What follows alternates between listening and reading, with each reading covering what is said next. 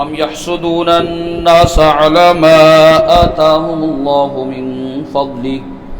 فقد آتينا آل إبراهيم الكتاب والحكمة وآتيناهم ملكا عظيما فمنهم من آمن به ومنهم من صد عنه وكفى بجهنم سعيرا إن الذين كفروا بآياتنا سوف نصليهم نارا كلما نضجت جلودهم بدلناهم جلودا غيرها ليذوقوا العذاب إن الله كان عزيزا حكيما والذين آمنوا وعملوا الصالحات سندخلهم جنات تجری من تحتها الانہار خالدین فیہا ابدا لہم فیہا ازواج مطہرہ وندخلہم ظلا ظلیلا ام یحسدون الناس علی ما آتاہم اللہ من فضل، کیا یہ لوگ حسد کرتے ہیں لوگوں سے علی ما آتاہم اللہ، اس بنا پر کہ اللہ تبارک و تعالی نے عطا کیا ہے ان کو اپنے فضل سے. فقد آتینا آل ابراہیم الکتاب، پس تحقیق ہم نے دیا آل ابراہیم کو کتاب اور حکمت، وآتیناہم، اور ہم نے ان کو بڑی سلطنت عطا کی. فمنہم من آمن بہ، سو ان میں سے بعضے تو ایسے جو اس پر ایمان لائے. وَمِنْهُمْ مَنْ صَدَّ عَنْهُ، اور کچھ ایسے ہیں جو اس سے روکتے ہیں. وَكَفَى بِجَهَنَّمَ سَعِيرًا، اور بھڑکتی ہوئی جہنم کافی ہے. إِنَّ الَّذِينَ كَفَرُوا، بے شک وہ لوگ جنہوں نے کفر کو اختیار کیا، بِآیاتنا، ہماری آیتوں کے بارے میں، سوف نصلیہم نارا، ان قریب ہم ان کو جھونک دیں گے آگ میں. کلما نضجت جلودہم، جب بھی ان کے چمڑے جل جائیں گے، بدلناہم جلودا، تو ہم دوسرے چمڑوں سے تبدیل کر دیں گے، غیرہا، جو ان کے علاوہ ہوں گے. لیذوقوا العذاب، تاکہ وہ عذاب کو چکھیں. ان اللہ کان عزیزا حکیما، بلا شبہ اللہ تبارک و تعالی زبردست ہے، حکمتوں کا مالک ہے. والذین آمنوا وعملوا الصالحات، اور وہ لوگ جنہوں نے ایمان کو اپنایا، وعملوا الصالحات، اور شائستہ کام کیے. سندخلہم جنات، ان قریب ہم ان کو باغات میں داخل کر دیں گے. تجری من تحتها الانہار، بہتی ہوں گی ان کے نیچے نہریں. خالدین فیہا ابدا، ہمیشہ رہیں گے ان کے اندر، ہمیشہ در ہمیشہ. لہم فیہا ازواج، ان کے لیے ان باغات کے اندر ازواج، بیویاں ہوں گی، مطہرۃ، پاکیزہ. وندخلہم ظلا ظلیلا، اور ہم ان کو گھنے سایوں میں جگہ دیں گے، داخل کریں گے. یہ پچھلی آیات ہی کے ساتھ اس کا بھی تعلق ہے کہ پچھلی آیات میں بھی اللہ تبارک و تعالی نے جو اہل کتاب کی قباحتیں تھیں وہ ذکر کی، اور خصوصی طور پر یہودیوں کی جو سازش تھی اس کا تذکرہ فرمایا تھا کہ یہ حسد کی آگ میں جل کر کے نہ صرف نبی علیہ الصلوۃ والسلام کا انکار کیا ہے، بلکہ ان لوگوں نے تو اب یہ طریقہ اختیار کر لیا ہے کہ اسلام اور اہل اسلام کو طرح طرح سے ایذائیں اور تکلیفیں دے، اور پھر اس کے لیے وہ اپنے دین تک کو داؤ پہ لگا دیتے ہیں، اور واضح اپنی تعلیمات جو دینی تعلیمات ہیں ان کو بھی پس پش ڈال کر کے برملا انہوں نے اظہار کر دیا. ایک تو بتوں کے سامنے سجدہ ریز ہوئے، اور پھر اوپر سے مشرکین کو یہ کہا کہ تمہارا مذہب اور دین جو ہے وہ اہل اسلام کے اور مسلمانوں کے دین سے اعلیٰ ہے، تم زیادہ رائے راست پر ہو بنسبت مسلمانوں کے. حالانکہ جانتے بوجھتے ہوئے بھی کہ وہ شرک جیسے کبھی فعل کا کے مرتکب ہیں اور وہ تو صریحاً شرک میں مبتلا ہے، اور اس کے مقابلے میں مسلمان جو توحید پرست ہیں ان کو کہا کہ یہ شرک والے لوگ اعلیٰ ہیں، اہدا منہم سبیلا۔ اب مزید ان کی یہ جو قباحتیں ہیں وہ تذکرہ فرمایا گیا، فرمایا ام یحسدون الناس علی ما آتاہم اللہ من فضل، کیا یہ یہودی حسد کرتے ہیں لوگوں سے، اور حسد بھی اس بنا پر کہ جو اللہ تبارک و تعالی نے اپنا فضل ان کو دیا۔ یہاں یحسدون کی جو ضمیر ہے اس سے مراد جو ہے وہ یہودی ہیں، کیونکہ تذکرہ انہی کا چل رہا ہے، اور الناس سے مراد نبی علیہ الصلوۃ والسلام اور آپ علیہ الصلوۃ والسلام کے صحابہ کرام ہیں۔ علی ما آتاہم اللہ من فضلی، اس چیز پر حسد ہے کہ جو اللہ نے ان کو اپنے فضل سے دیا۔ وہ کیا دیا تھا؟ نبی علیہ الصلوۃ والسلام کو نبوت عطا فرمائی تھی، اور ان کو یہ حسد یہ تھا، جل رہے تھے کہ یہ سلسلہ جو بنی اسرائیل میں چلتا آ رہا تھا یہ یہاں سے ہو کر کے بنی اسماعیل میں کیسے چلا گیا۔ یہ تھی وہ حسد کی آگ جس کے اندر وہ جل رہے تھے۔ اور یہ حسد ایک ایسی بیماری ہے کہ یہ جس آدمی کو پھر لگ جاتی ہے وہ اندر ہی اندر جلنا شروع ہو جاتا ہے، اور اسی وجہ سے ہماری شریعت میں بھی حسد کیا ہے؟ حرام حسد۔ آپ علیہ الصلوۃ والسلام نے ارشاد فرمایا لا تباغضوا ولا تحاسدوا، آپس میں ایک دوسرے سے حسد مت کیا کرو، ایک دوسرے کے ساتھ دشمنی بھی مت رکھو اور ایک دوسرے کے ساتھ حسد بھی مت کرو۔ پھر ایک موقع پر آپ علیہ الصلوۃ والسلام نے ارشاد فرمایا کہ دبا الیکم، تمہاری طرف بھی ایک بیماری جو ہے نا، وباء الامم قبلکم، کہ تم میں سے پہلی جو امتیں ہیں نا ان کی ایک بیماری جو ہے وہ تمہارے اندر آہستہ آہستہ آتی جا رہی ہے۔ پھر فرمایا الحسد، وہ حسد والی بیماری ہے جو دوسری قوموں میں پہلے تھی، اب مسلمانوں تمہارے اندر بھی وہ آنا آہستہ آہستہ رائج ہو گئی ہے۔ فرمایا ہی الحالقہ، یہ مونڈ دینے والی ہے۔ پھر جب کان کھڑے ہوئے تو آپ علیہ الصلوۃ والسلام نے ارشاد فرمایا لا اقول تحلق الشعر بل تحلق الدین، میں یہ نہیں کہتا کہ یہ سر مونڈ دیتی ہے بلکہ یہ دین کا صفایا کر دیتی ہے، دین کا بندے کا صفایا کر دیتی ہے۔ اور ایک روایت میں فرمایا ایاکم والحسد، تم حسد سے بچو۔ عرب کے ہاں جب کسی آدمی کو جلدی سے کوئی بات بتلانی ہو نا، جلدی بات بتلانی ہو، مطلع کرنا ہو، بہت جلدی میں ہو، تو ایسے موقع پر یہ جملہ استعمال کیا جاتا ہے ایاکم والحسد، بچو حسد سے۔ یعنی اگر کوئی آدمی دیوار کے نیچے کھڑا ہے نا اور دیوار گرنے لگی ہے تو ہم بھی کہتے ہیں دیوار، بجائے اس کے کہ حضرت اپنے آپ کو دیوار سے بچائیے، اتنا لمبا جملہ اختیار نہیں کرتے کہ کیوں عین ممکن ہے کہ دیوار پہلے گر جائے اور ہمارا جملہ بعد میں پورا ہو۔ ایسے موقع پر جلدی سے ایک جملہ ادا کیا جاتا ہے، تو وہ عرب جو ہے وہ یہ والا جملہ استعمال کرتے ہیں ایاک والاسد، شیر سے بچو، شیر سے بچو، تو وہ کہہ دیتے ہیں ایاک والاسد۔ تو آپ علیہ الصلوۃ والسلام جلدی سے اپنی امت کو بچانے کے لیے جملہ ارشاد فرما رہے ہیں ایاکم والحسد، حسد سے بچو، ان الحسد، یہ حسد جو ہے یأکل الحسنات کما تأکل النار الحطب، حسد نیکیوں کو ایسے چاٹ جاتا ہے جس طرح کے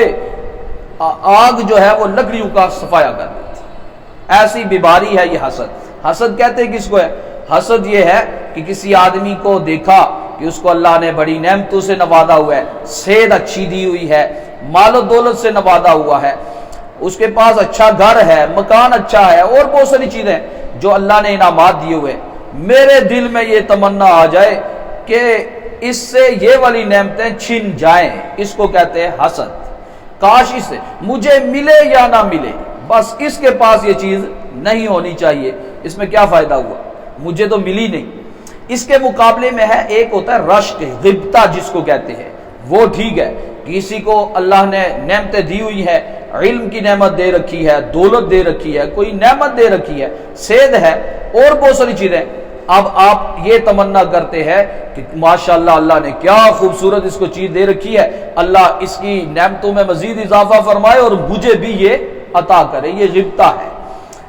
اور اس کے بارے میں ٹھیک ہے کہ آپ کسی کے بارے میں کر سکتے ہیں، لیکن یہ ہے کہ دو چیزیں آپ علیہ الصلوۃ والسلام نے ارشاد فرمائی ہے کہ جن میں یہ غبطہ کرنے کی اجازت ہے، دو چیزیں جن میں کیا جا سکتا ہے، لا حسد الا فی اثنتین، دو چیزیں ایسی ہیں جس میں ایک یہ ہے کہ اللہ نے کسی کو مال دیا ہوا ہے اور پھر اس کو مال دے کر کے خرچ کرنے کے اوپر مامور بھی کر دیا ہے، مال دولت بھی ہے اور پھر وہ خرچ بھی کرتا ہے، ایسے آدمی کے اوپر رشک کیا جا سکتا ہے۔ اور دوسرا وہ آدمی کہ جس کو اللہ نے علم دیا ہوا ہے اور وہ علم جو ہے وہ پھیلانے میں لگا ہوا ہے، تو ان دو شخصیات ایسی ہیں جن کے اوپر آپ رشک کر سکتے ہیں، ایسوں کے اوپر رشک کیا جا سکتا ہے۔ یا بالفاظ دیگر آپ یوں کہہ سکتے ہیں کہ اگر حسد کی اجازت ہوتی نا، حسد کی اجازت، تو ان دو شخصوں کے بارے میں حسد کی اجازت ہو جاتی، لیکن حسد ہماری شریعت میں بھی حرام ہے۔ فرمایا یہ لوگ حسد کا شکار ہوئے ہیں کہ اللہ نے اپنا فضل جو ہے یہ خاندان بنی اسرائیل سے اٹھا کر کے بنی اسماعیل کو کیوں دے دیا۔ اس پر اللہ تبارک و تعالی ارشاد فرما رہے ہیں فقد آتینا آل ابراہیم الکتاب، تحقیق ہم نے آل ابراہیم ہی کو تو دی ہے کتاب، والحکمہ دانائی دی ہے، وآتیناہم ملکا عظیما اور ہم نے ان کو بڑی سلطنت عطا کی ہے۔ یعنی یہ جو سلسلہ چلتا آ رہا تھا نا نبوت کا، بادشاہت کا سلسلہ، وہ بنی اسرائیل میں چلتا آ رہا تھا، لیکن حضرت یعقوب سے یہ بنی اسرائیل چلے ہیں، تو حضرت یعقوب اولاد ہے حضرت ابراہیم کی، تو حضرت ابراہیم ہی کے تو دوسرے صاحبزادے حضرت اسماعیل کہ جن کے سلسلے میں آ کر کے آپ علیہ الصلوۃ والسلام تشریف لائے ہیں، تو یہ خاندان تو وہی ہے حضرت ابراہیم علیہ الصلوۃ والسلام کا۔ اور حضرت ابراہیم علیہ الصلوۃ والسلام نے جو دعا مانگی تھی کہ اے اللہ پیشوائی کو، امامت کو، نبوت کو میرے خاندان میں رکھنا، تو وہ تو اسی خاندان میں ہی ہے، اللہ نے اس کو قبولیت کا درجہ دیا۔ البتہ تمہاری خرمستیوں اور ایک جو تمہاری جو سازشیں تھیں ان کو دیکھتے ہوئے تم سے وہ نعمت چھن گئی ہے، اور نبی علیہ الصلوۃ والسلام کو یہ ملی، وہ بھی حضرت ابراہیم علیہ الصلوۃ والسلام ہی کی اولاد میں سے ہے۔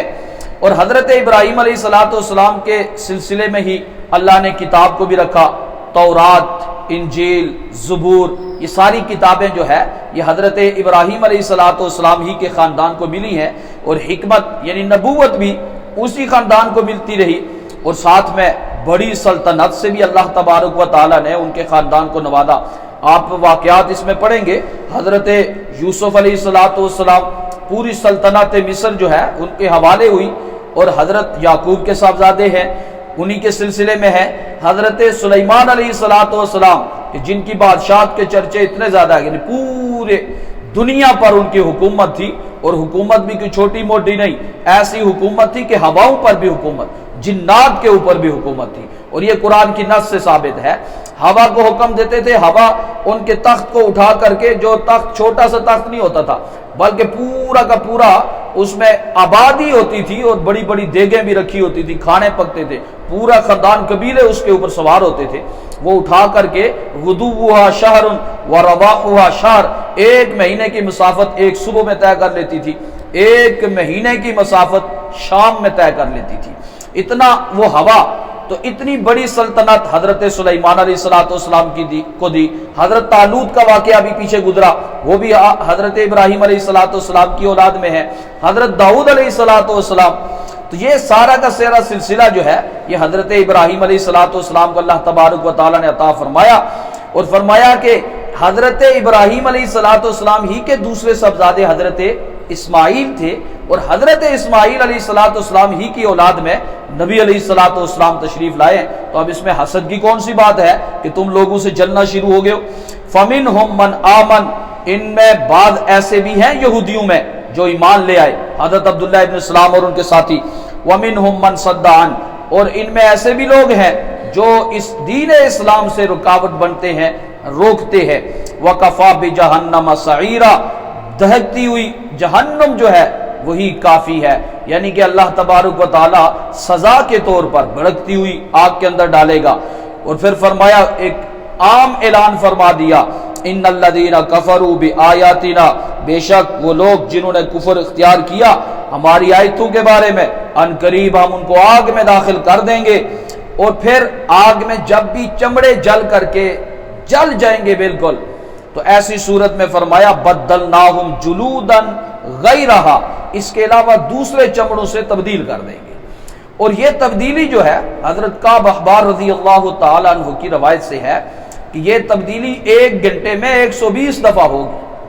مطلب 1 منٹ میں 2 دفعہ یہ تبدیلی ہوگی۔ 1 منٹ کے اندر 2 دفعہ وہ جسم جلے گا بھی اور 2 دفعہ تبدیل ہوگا بھی، 1 گھنٹے میں 120 دفعہ، کہ جب بھی جل کے راکھ ہو جائیں گے تو دوسرے چمڑوں سے دوسرا جسم اللہ تبارک و تعالیٰ عطا فرما دیں گے، روح وہی برقرار، اوپر کے چمڑے اللہ تبارک و تعالیٰ تبدیل کر دیں گے۔ اتنی دردناک قسم کی یہ سزا ہے، اللہ تبارک و تعالیٰ ہماری حفاظت فرمائے۔ کلما نضجت جلودہم، جب بھی جل جائیں گے ان کے چمڑے، بدلناہم جلودا، تو ہم تبدیل کر دیں گے دوسرے چمڑوں سے، غیرہا جو اس کے علاوہ ہوں گے، لیذوقوا العذاب، تاکہ وہ عذاب کو چکھیں۔ ان اللہ کان عزیزا حکیما، بے شک اللہ تبارک و تعالی زبردست ہے، حکمتوں کا مالک ہے، وہ یہ سزا دینے کے اوپر قدرت رکھتا ہے، البتہ فی الفور نہیں پکڑتا، یہ اس کی حکمت کا تقاضا ہے، ڈھیل دیتا ہے پھر جا کر کے پکڑتا ہے۔ اور دنیا جو ہے یہ دارالاسباب، دارالامتحان ہے، یہاں نہیں پکڑتا، آخرت وہ جو دارالجزا ہے وہاں سزا دے گا۔ اور یہ قرآن مجید کا اعجاز ہے، یہ بھی ایک اعجاز کی بات ہے کہ قرآن مجید میں آپ دیکھیں گے تو غصہ اور خوشی دونوں گٹھی گٹھی ملیں گے، ورنہ انسان کی حالت یہ ہوتی ہے کہ جب غصے میں ہوتا ہے نا تو محبت کا تو ایک جملہ اس کے منہ سے ادا نہیں ہوتا، غصے میں تو گالیاں ہی بکتا ہے یا کچھ نہ کچھ کرے گا ہی، ایسا نہیں ہو سکتا کہ غصے کے عالم میں کوئی خوشی کی خبریں دے۔ لیکن یہ بھی اللہ کا کلام ہے، اس لیے آپ دیکھیں گے کہ جہاں خوب سرزنش ہو رہی ہے تو ساتھ ہی اللہ تبارک و تعالیٰ نے دوسری نوعیت یعنی خوشخبری بھی ساتھ ہی سنا دی۔ یہ اللہ تبارک و تعالیٰ کے کلام ہونے کے لیے یہ بات بھی قرآن کا ایک اعجاز ہے۔ فرمایا ان والذین آمنوا، جو لوگ ایمان کو اپناتے ہیں، وعملوا الصالحات، اچھے کام کرتے ہیں، بس صالح کام ایک تو یہ ہے کہ نمبر 1 کام ہو تو اس کو صالح کہہ دیں گے، ٹھیک ہے، جو نبی علیہ الصلوۃ والسلام سے ثابت ہے، قرآن اور حدیث سے جس کا ثبوت موجود ہو، وہ 1 نمبر چیز ہے، اس کو ہم کہیں گے یہ صالح ہے۔ یہ کیا ہے؟ اچھا۔ اور پھر دوسری چیز جو ہمارے اندر سے نکلے وہ یہ کہ اللہ کے لیے کریں، کسی اور کے لیے نہ کریں، جس میں ریاکاری نہ ہو، کیونکہ ریاکاری سے اعلیٰ کام بھی اس کی کوئی وقعت نہیں رہتی، وہ بالکل منہ پہ مار دیا جاتا ہے۔ جو کسی کے لیے کام نہیں کرنا، اللہ کے لیے کام کرنا ہے، تو یہ صالح کام ہے۔ شیخ احمد سرہندی رحمہ اللہ، مجدد الافسانی رحمہ اللہ فرماتے ہیں کہ جو بڑے بڑے صالح کام ہیں نا وہ 4 کام ہیں، نماز، روزہ، زکوٰۃ اور حج۔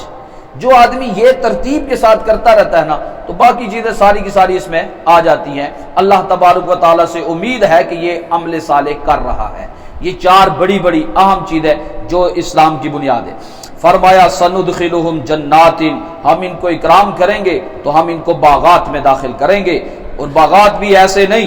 تجری من تحتها الانہار، وہ نیچے سے نہریں بہتی ہوں گی، اور نہریں بھی عام نہیں، 4 قسم کی نہریں چل رہی ہوں گی، دودھ کی نہر، شہد کی نہر، شراب کی نہر، خالص پانی کی نہر۔ یہ 4 شرابوں کا، یہ نہروں کا تذکرہ جو ہے وہ قرآن مجید کی دوسری جگہ میں ہے۔ تو یہ 4 کی 4 نہریں سامنے سے بہتی ہوں گی۔ آپ کو شراب پینے کا دل ہے وہ پیو، آپ کو شہد پینے کا دل ہے وہ پئیں، آپ کو پانی پینے کا دل ہے وہ پی لیں، دودھ پینے کا دل کر رہا ہے آپ جا کر کے صرف پئیں نہیں، اس میں نہا بھی لیں۔ تو یہ ساری کی ساری نعمتیں ذکر کر کے نا اللہ تبارک و تعالیٰ پھر ارشاد فرماتا ہے وَفِي ذَلِكَ فَلْيَتَنَافَسِ الْمُتَنَافِسُونَ، اور لوگوں کہاں دنیا کی گندگیوں میں پڑے ہوئے ہو، ان چیزوں میں رغبت کرو، یہ ہیں چیزیں جن میں رغبت کی جا سکتی ہے، باقی کیا ظاہری باہری ادھر ادھر کھڑی مٹی پڑی مٹی کے اوپر نظریں جمائے بیٹھے ہو۔ ہاں یہ ہے، تو قرآن یہ دعوت دیتا ہے اور یہ کہہ کر کے یہ مسلمانوں کو متوجہ کرتا ہے کہ دیکھو اچھے کام کرتے رہو گے نا تو پھر دیکھو پھر ہماری طرف سے تمہارا اکرام کیسے ہوتا ہے۔ باغات میں داخل کریں گے، تجری من تحتها الانہار، نیچے سے نہریں بہتی ہوں گی، اور یہ کوئی تھوڑے دنوں کا سودا نہیں ہے، کرائے کا مکان نہیں ہے، ذاتی مکان ہے۔ اور ادنا جنتی کو اس دنیا جتنی بڑی جنت، بلکہ بعض روایتوں میں تو دنیا سے 10 گنا بڑی جنت اللہ تبارک و تعالیٰ عطا کریں گے۔ لو جی آج 5 مرلے بندہ نہیں خرید سکتا، ادھر اتنی بڑی زمین اللہ تبارک و تعالیٰ دیں گے، فرمائیں گے یہ لو، اور یہ ایسا ہے کہ اس پوری کی پوری سلطنت کا تو اکیلا بادشاہ ہے، جا مزے کر، جو اس میں تمہیں کن کسی کیفیت بھی دے دی گئی، جو چاہو گے سو کہو گے وہ پیش کر دیا جائے گا۔ خالدین فیہا، یہ کرائے کا مکان نہیں ہے، ہمیشہ رہو اس میں۔ لہم فیہا ازواج، تنہائی بھی تمہاری ختم کر دی جائے گی، ان کے لیے فیہا، ان باغات کے اندر، ازواج بیویاں ہوں گی، مطہراتن، اور بیویاں ظاہری اعتبار سے بھی پاکیزہ اور معنوی اعتبار سے بھی پاکیزہ۔ ظاہری اعتبار سے کوئی نجاست نہیں، حیض نفاس سے وہ پاک ہوں گی، کوئی خون پیپ، بیماری، مرض، ساری کی ساری شکل و شباہت میں اعلیٰ سے اعلیٰ، یہ ساری، اور معنوی حیثیت سے بھی کوئی بغض، تمہاری پیٹھ پیچھے کوئی بات نہیں کریں گی، کسی اور سے یاری دوستی نہیں لگائیں گی، یہ ساری کی ساری ان میں کوالٹیاں پائی جائیں گی۔ اس لیے آپ علیہ الصلوۃ والسلام نے ارشاد فرمایا، دنیا میں وہ آدمی سعادت مند ہے جس کو اللہ نے اچھا مکان دے دیا، کشادہ مکان ہے اس کے پاس، اپنی سواری اس کو دستیاب ہے، اور اچھی بیوی جس کی رفیقہ حیات بن گئی ہے، بس یہ آدمی خوشحال ہے۔ پیسے نہیں بھی ہیں اس کے پاس، کوئی مسئلہ نہیں، لیکن 3 چیزیں جس آدمی کو دستیاب ہے، یہ سعادت مند آدمی ہے۔ گھر اپنا مل گیا، اچھا مل گیا، اچھی سواری مل گئی، اور ساتھ میں اچھی بیوی بھی مل گئی، یہ آدمی خوش قسمت ہے اور سعادت مند ہے دنیا کے اعتبار سے۔ اس کے ہونے کے باوجود بھی آدمی کو یہ کھٹکا تو رہتا ہے نا کہ اب تو ابھی سانس نکل جائے، نماز پڑھ کے واپس گیا، جا کر کے ہمارے وہ ساتھی تھے، صبح نماز پڑھ کے گئے، فوت ہو، پتہ بھی نہیں چلتا، یہ تو کھٹکا رہتا ہے۔ لیکن آخرت میں بیویاں بھی اعلیٰ ملیں گی، اور یہ پھر رفاقت بھی تامہ ہوگی، کیونکہ موت تو جنت اور جہنم کے درمیان میں لا کر کے نا مینڈے کی شکل میں اللہ تبارک و تعالیٰ ذبح کر دیں گے، اس کو موت کو ذبح کر دیا جائے گا، اور اعلان کر دیا جائے گا کہ جنتیوں بس اب جنت ہی ہے، لا موت، اب موت شوت نہیں آئے گی، اور جہنمیوں کے لیے بھی یہی اعلان ہو جائے گا، کوئی موت نہیں ہے، بس اب جس کو جو ٹھکانہ مل گیا اب وہ اسی میں رہ جائے۔ تو فرمایا لہم فیہا ازواج مطہرہ، پاکیزہ بیویاں ہوں گی، وندخلہم ذلا ذلیلا، ہم ان کو داخل کریں گے، گھنے سایوں میں داخل کریں گے۔ جنت کا یہ جو میدان ہے، یہ چٹیل ہے، سبحان اللہ الحمدللہ، یہ اس کے درخت ہیں، اور حضرت ابراہیم علیہ السلام نے آپ علیہ السلام سے فرمایا تھا کہ اپنی امت کو میرا سلام کہنا، اور ساتھ کہنا کہ یہ جنت چٹیل میدان ہے، سبحان اللہ اور الحمدللہ کے اس میں پودے لگاؤ، درخت لگاؤ۔ سبحان اللہ سے فرمایا اتنا بڑا ترمذی شریف کی روایت ہے، اتنا بڑا اللہ تبارک و تعالیٰ درخت لگا دے گا، اور پھر اس درخت کا سایہ اتنا ہے کہ 100 سال تک عربی گھوڑا اس میں اگر بھاگتا رہے تو اس کا سایہ ختم نہیں ہوگا۔ ان سایوں میں اللہ تبارک و تعالیٰ جگہ دے گا۔ اللہ تبارک و تعالیٰ ہمیں بھی اس جنت میں اکٹھا فرمائے۔ جو کہا سنا اللہ تبارک و تعالیٰ سمجھ عطا فرمائے۔ الحمدللہ رب العالمین والعاقبۃ للمتقین، الصلاۃ والسلام علی اشرف الانبیاء والمرسلین۔ سورہ اخلاص 3 دفعہ پڑھ لے، ایک دفعہ سورہ فاتحہ پڑھ لے، بزرگوں کے لیے دعا فرما لیتے ہیں۔ اعوذ باللہ من الشیطان الرجیم، بسم اللہ الرحمن الرحیم۔ قل هو اللہ احد اللہ الصمد لم یلد ولم یولد ولم یکن له کفوا احد۔ بسم اللہ الرحمن الرحیم۔ قل هو اللہ احد اللہ الصمد لم یلد ولم یولد ولم یکن له کفوا احد۔ بسم اللہ الرحمن الرحیم۔ قل هو اللہ احد اللہ الصمد لم یلد ولم یولد ولم یکن له کفوا احد۔ بسم اللہ الرحمن الرحیم۔ الحمد للہ رب العالمین الرحمن الرحیم مالک یوم الدین، ایاک نعبد و ایاک نستعین، اہدنا الصراط المستقیم صراط الذین انعمت علیہم غیر المغضوب علیہم ولا الضالین، آمین۔ یا اللہ جتنی کلام پڑھی ہے، تیرے نبی علیہ الصلوۃ والسلام کا ارشاد ہے کہ جو آدمی ایک دفعہ سورہ اخلاص پڑھتا ہے اس کو ثلث سے قرآن پڑھنے کا ثواب ملتا ہے۔ یا اللہ 3 دفعہ سورہ فاتحہ پورے قرآن مجید کا ثواب ملا۔ یا اللہ سورہ فاتحہ کی بڑی فضیلت ہے۔ یا اللہ جتنا بھی ثواب ہے، حضرت آدم علیہ السلام سے لے کر آج تک جتنے بھی لوگ اس دنیا سے حالت ایمان میں فوت ہوئے، یا اللہ سبھی کو اس کا کامل مکمل ثواب عطا فرما، سب کو پورا کا پورا ثواب عطا فرما۔ یا اللہ خصوصی طور پر ہمارے جو بزرگ یہاں کے نمازی آج تیرے ہاں یا اللہ پیش ہو گئے ہیں، یا اللہ ان کی روح کو خصوصی طور پر اس کا ثواب پہنچا، آخرت کی منازل ان کی آسان فرما، قبر پہلی منزل ہے یا اللہ اس میں ان کو کامیابی عطا فرما، جو سوال و جواب جو سوالات ہوں یا اللہ ان کو جواب دینے کی توفیق عطا فرما، قبر کو تاحد نگاہ وسعت دے دے یا اللہ، آخرت کی ساری منازل آسان فرما، جنت الفردوس میں اعلیٰ مقام عطا فرما، یا اللہ ہم میں جتنے بیمار ہیں سب کو شفائی کاملہ عاجلہ مستمرہ دائمہ نصیب فرما، ہمارے جو عزیز و اقارب اس دنیا سے رخصت ہوئے، ماں باپ بہن بھائیوں میں سے کوئی بھی اس دنیا سے چلا گیا یا اللہ سبھی کی آخرت کی منازل آسان فرما، یہ جتنا ہم نے کلام پڑھا، یہ جو تیرے قرآن مجید تیرے کلام تیری کتاب کی جو ٹوٹی پھوٹی یا اللہ تفسیر پیش کی ہے یا اللہ اس سب کا ثواب ان کو یا اللہ ان کی روحوں کو پہنچا، آخرت کی منازل ان کی آسان فرما، یا اللہ ہمیں بھی اپنے احکامات نبی علیہ الصلوۃ والسلام کے طریقوں پر کاربند فرما، جب تک زندہ رہیں نبی علیہ الصلوۃ والسلام کے طریقوں پر تیرے احکامات پر چلتے رہیں، یا اللہ مرتے وقت ہماری زبانوں پہ بھی یہ کلمہ جاری فرما دے، لا الہ الا اللہ محمد الرسول اللہ برحمتہ۔